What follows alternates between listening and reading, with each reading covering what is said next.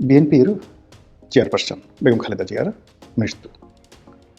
এটি সম্ভবত এই শতাব্দীর সবচেয়ে আলোচিত একটি মৃত্যু।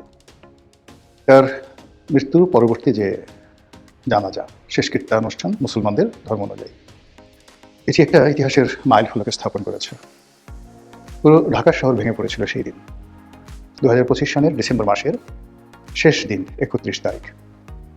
সেই দিন পুরো সংসদ ভবন যে চত্বর, তার আশেপাশের এলাকা থেকে শুরু করে পুরো ঢাকা মহানগরী বলতে গেলে জানাজার নগরীতে পরিণত হয়েছে।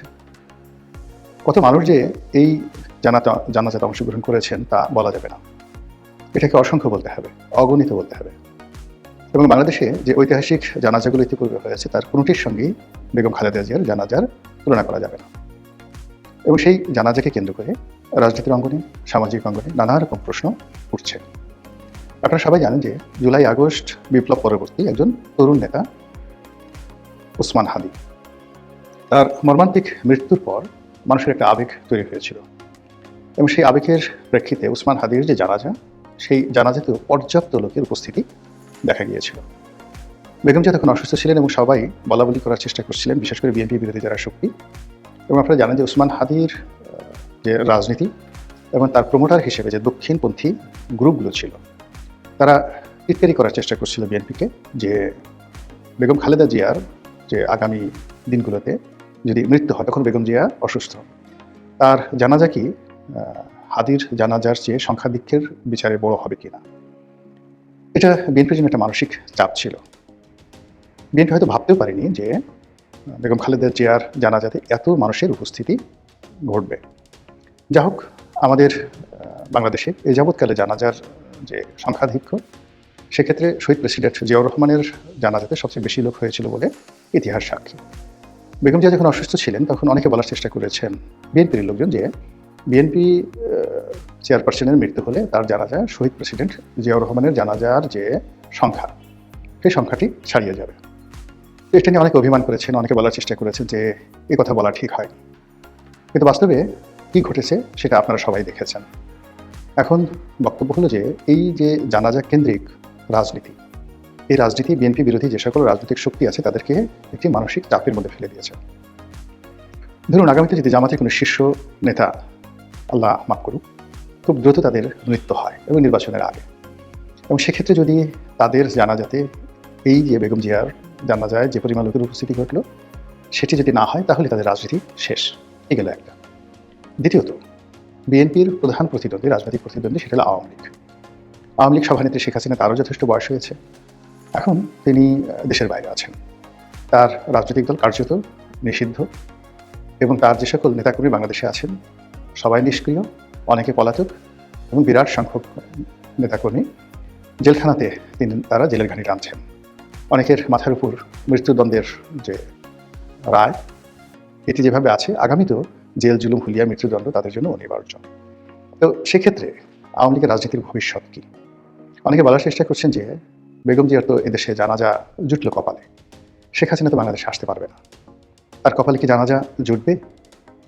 সে কি বাংলাদেশে আসতে পারবে? কিংবা তার যদি জানাজা হয় তাহলে সেই জানাজা কি খালেদা জিয়ার চেয়ে বেশি হবে, খালেদা জিয়ার মতো হবে, নাকি তার পিতা বঙ্গবন্ধু শেখ মুজিবুর রহমানের শাহাদাত বরণের পর টুঙ্গিপাড়াতে যে স্বল্প সংখ্যক মানুষ তার জানাজাতে অংশগ্রহণ করেছিলেন এবং 570 সাবান দিয়ে তাকে গোসল করানো হয়েছিল, ওইরকম কিছু শেখ হাসিনার তকদিরে হবে কিনা, এই বিষয়গুলো নিয়ে আলাপ আলোচনা করা হচ্ছে। বিষয়গুলো খুবই সেন্সিটিভ, এবং আমি সাধারণত ব্যক্তিগতভাবে যারা মজলুম থাকেন তাদের বিপক্ষে কখনো কথা বলি না। আর যারা শক্তিশালী, আমার এই জীবনে ছোটোকাল থেকে, একেবারে ছোটোকাল থেকে, আমি যখন 4, 5, 6-এ পড়ি তখন থেকে যাদের সঙ্গে বিরোধ আমার হয়েছে তারা সবাই শক্তিশালী মানুষ ছিলেন। আমার পর্যায়ের বা আমার সেই দুর্বল এই সকল মানুষের সঙ্গে আমি কখনোই লড়াই সংগ্রাম করিনি। আমার যারা সমপর্যায়ের লোক তাদের সঙ্গে আমার বন্ধুত্ব সেই ছোটোকাল থেকে এখন পর্যন্ত, এবং আমার কোনো বন্ধু, সেটা আমার প্রতিবেশী হন বা ধরুন আমার সহকর্মী বা আমার সহপাঠী, কারোর সঙ্গে আমার জীবনে ঝগড়াঝাঁটি তো দূরের কথা, তুই-তুকারি পর্যন্ত হয়। আমি অনেক মানুষের সঙ্গে বিরোধিতা করেছি বা করে যাচ্ছি, অনেকে সমালোচনা করি, যেখানে নীতি নৈতিকতার ব্যাপার আসে, যেখানে সত্য এবং মিথ্যার বিষয় আসে, যেখানে দেশপ্রেম এবং জাতীয়তার বিষয় আসে। আমার নিজের ব্যক্তিগত কোনো বিষয় নিয়ে কারোর সঙ্গে আমার দ্বন্দ্ব সংঘাত হয়নি। মতবিরোধ হয় ক্ষেত্র বিশেষে, কিন্তু আমরা সেটা একটা নির্দিষ্ট সময়ের পর মিটিয়ে ফেলি। তো যেটা বলছিলাম যে এই মুহূর্তে আওয়ামী লীগ ইতিহাসের সবচেয়ে খারাপ সময় তারা পার করছে। তো সেক্ষেত্রে তাদেরকে নিয়ে কোনো নেতিবাচক আলাপ আলোচনা আমার স্বভাব বিরুদ্ধ। কাজে আমি নেতিবাচক আলোচনা করব না। আমি শুধুমাত্র যে কথাগুলো আওয়ামী বিরোধীরা বলছেন এই মুহূর্তে, যে এইবার আওয়ামী লীগ আগামী ৫০ বছরে আসতে পারবে না, তাদেরকে আমি শুধু যে জিনিসটা বলব যে এই মাত্র ১৭ মাস আগে তারেক রহমান সাহেবের অবস্থা কী ছিল, বেগম জিয়ার অবস্থা কী ছিল, লুৎফুজ্জামান বাবর সাহেবের অবস্থা কী ছিল, আর এই ১৭ মাস পরে পুরো পরিস্থিতি কী করে তাদের অনুকূলে চলে গেল। এটা প্রকৃতির একটা লীলা খেলা, এবং এই কাজের জন্য বিএনপির যারা নেতাকর্মী তাদের কোনো কর্মদায়ী নয়। এটি কেবলই আল্লাহ রাব্বুল আলামিন দয়া করে তাদেরকে একটি সুযোগ করে দিয়েছেন। তারা ২০০১ থেকে ২০০৬ সন পর্যন্ত ক্ষমতায় ছিলেন। ওই সময় তাদের নানা অনিয়ম, দুর্নীতি, তারপর স্বেচ্ছাচারিতা, ভুল ভ্রান্তি ইত্যাদি নানা কারণে তারা ক্ষমতাচ্যুত হয়েছেন। এই ২০০৬ থেকে আজ অবধি তারা কেউ স্বীকার করেননি যে তারা ভুল করেছেন, তারা অন্যায় করেছেন, গুনাহ করেছেন। তারা তওবা করেছেন, কান্নাকাটি করেছেন, এবং যাকে বলা হয় যে সৎপথে ফিরে এসেছেন। দৃঢ়তা দেখিয়েছে যে জীবনে কখনো সুযোগ পেলে তারা ভালো কাজ বই মন্দ কাজ করবেন না। এরকম কোনো নজির আমরা দেখিনি। বরং গত ১৭ মাসে বিএনপির যে সকল বাজে লোক ছিল তারা অতীতের যে কোনো সময় এসে আরও বাজে হয়ে গেছে। বিএনপি যে সকল লোক খারাপ কাজ করতো ২০০১ থেকে ৬, তারা গত ১৭ মাসে তার চেয়ে বেশি খারাপ কাজ করেছে। কিন্তু তারপরও প্রকৃতি তাদেরকে একটা সুযোগ করে দিয়েছে। সেই সুযোগ কেন? সেই সুযোগ প্রথমত আওয়ামী লীগের যে ব্যর্থতা, দুর্নীতি, অনিয়ম, স্বেচ্ছাচার, পাপাচার, নানা রকম কুকর্ম। দ্বিতীয়ত এই গত ১৭ মাসে বর্তমান যে ডক্টর মোহাম্মদ ইউনূসের সরকার, তাদের কোনো সফলতা নেই। সেই সফলতা না থাকার কারণে জনাব তারেক রহমান সাহেব এবং বিএনপি বর্তমান রাজনীতিতে অনিবার্য হয়ে পড়েছেন। এটি তাদের কোনো সুকর্মের ফসল নয়। তো সেই দিক থেকে আগামী রাজনীতিতে যদি বিএনপি খুব ভালো করে, কিংবা এখন ডক্টর মোহাম্মদ ইউনূস যদি হঠাৎ করে খুব ভালো করা শুরু করেন, মানুষের আবেগ, অনুভূতি, সমর্থন পরিবর্তন হতে ১ মিনিট সময় লাগবে না। কিন্তু যদি তারা আওয়ামী লীগের মতো কর্মকাণ্ড করে, তাহলে লোকজন আওয়ামী লীগের বাদ দিয়ে বিএনপির সমালোচনা করবে বা ডক্টর মোহাম্মদ ইউনূসের সমালোচনা করবে।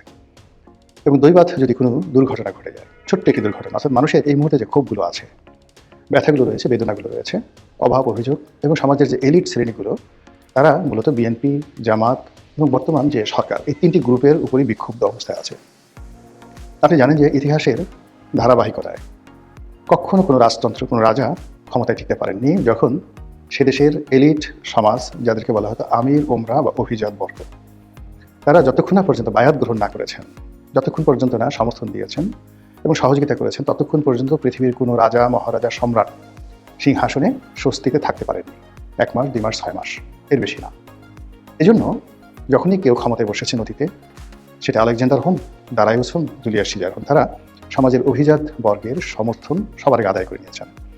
এমনকি খোলাফায়ে রাশিদিনের জামানাতে যারা খলিফা হতেন, তাদের কাছে প্রথমে শীর্ষস্থানীয় সাহাবী, গোত্রপ্রধানরা এসে বায়াত গ্রহণ করতেন।